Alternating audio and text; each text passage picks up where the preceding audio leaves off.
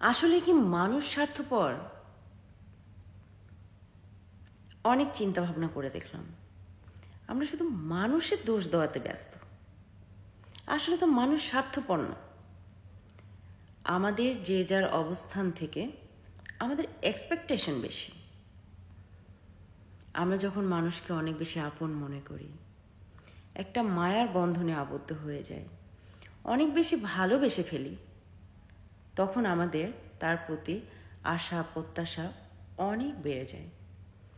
এবং এই আশা প্রত্যাশার কারণেই একটা সময় মান অভিমান তৈরি হয়ে যায়। সে যদি আমাদের মন মতো চলতে না পারে বা কোনো কারণে আমাদের এক্সপেকটেশনটা একরকম থাকে, যেটা হয়তো বা অন্যরকম হয়ে যায়, তখন আমরা সেটা মেনে নিতে পারি না।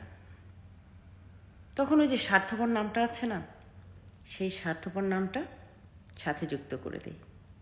প্রত্যেকটা মানুষ যে যার অবস্থান থেকে, তার চিন্তা ভাবনার থেকে, তার নিজের নিজের সাইড থেকে আমার মনে হয় পারফেক্ট।